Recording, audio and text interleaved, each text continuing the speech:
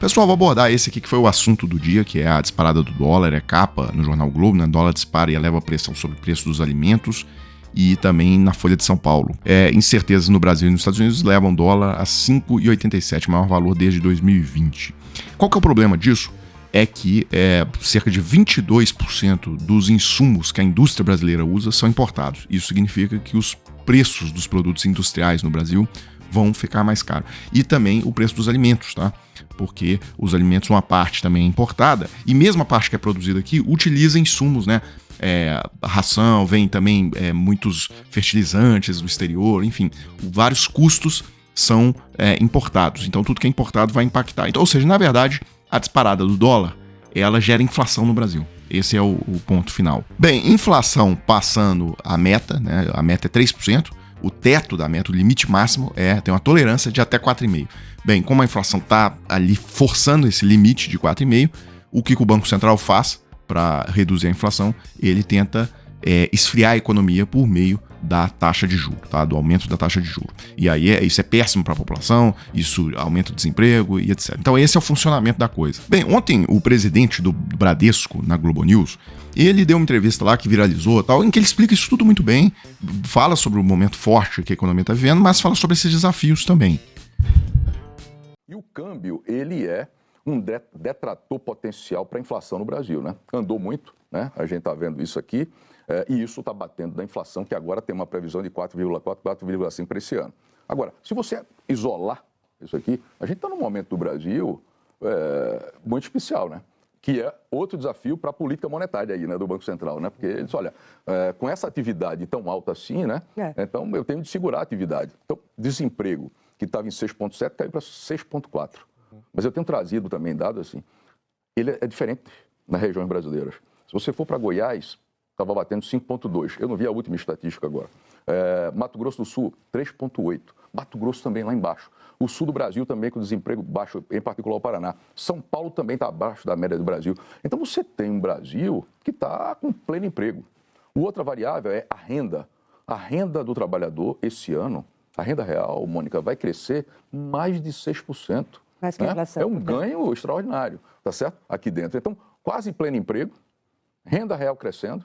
Esse é o desafio da política monetária também, que fica olhando para esse cenário. Mas é justamente a sustentabilidade disso, claro, né? É claro. Agora, na avaliação do senhor, é sustentável? Precisa de mais choque de juros para segurar essa evolução? A política monetária, ela tem um efeito e tem uma capacidade, mas ela tem um limite, né? Tá certo? Porque, vamos imaginar o seguinte, tem um cenário de estresse que eu acho que é bem pouco provável. Eu acredito que as medidas que vêm aí propostas pelo ministro Haddad e pela ministra Simone, elas devem aplacar, né, esse ânimo, né, aqui do mercado, e eu espero que controle, né, esse câmbio, de modo a gente segurar um pouco a inflação e o horizonte, a perspectiva de taxa de juros, tá, Mônica? Bem, como vocês sabem, o Haddad e a Tebet levaram um cardápio ao Lula e de opções para... Não é corte, tá? Usam essa expressão corte, mas nunca tem corte de gasto no Brasil. O que acontece é você reduzir o ritmo de aumento da despesa, tá? Eu sempre faço questão de fazer essa correção aqui. Mas o Haddad colocou as opções, o Lula está avaliando, e eu já disse, para vocês, tem até uma matéria no Globo sobre isso, que ela diz, olha, no fundo, isso aí acabou sendo criado lá na transição, né, em 2022 para 2023. Por quê? Tá? E aí prestem bem atenção nisso.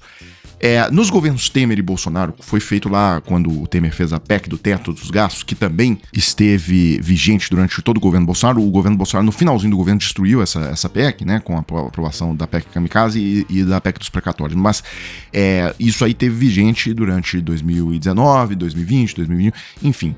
E lá dizia o seguinte, o orçamento da saúde e da educação, tá? O mínimo constitucional que o governo federal tem que gastar em saúde e educação, ele só é corrigido todos os anos pela inflação, pelo IPCA do ano anterior, tá?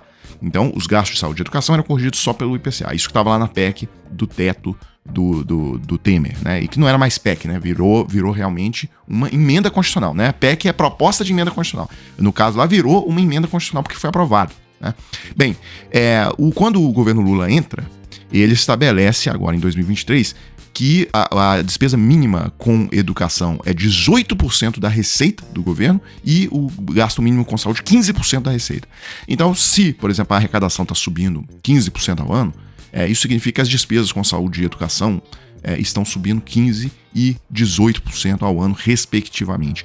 E isso fura o próprio arcabouço fiscal que o Haddad construiu, que dizia que a despesa só podia crescer no máximo a inflação mais 2,5% ao ano. Esse é o ponto, tá? Então me parece que o governo vai tomar medidas para corrigir isso agora nesse momento. Vai criar uma nova regra de correção para os gastos de saúde e educação, talvez IPCA mais 1%, IPCA mais 2%, alguma coisa nesse sentido. Pessoal, então é isso para a gente encerrar. Se você tiver interesse de trabalhar a partir da sua casa, tá? Pelo celular ou computador. Pois é, você sabia que pela internet tem várias formas de você trabalhar e ganhar seu dinheiro de forma honesta, tá? Então, se você tiver interesse de conseguir uma renda extra trabalhando de casa, eu vou deixar o link aqui na descrição do vídeo. Se você clicar, vai entrar em contato com o Thiago e lá ele vai te mostrar o passo a passo. Pessoal, então é isso, né? Eu fecho o vídeo agora e volto em uma próxima oportunidade.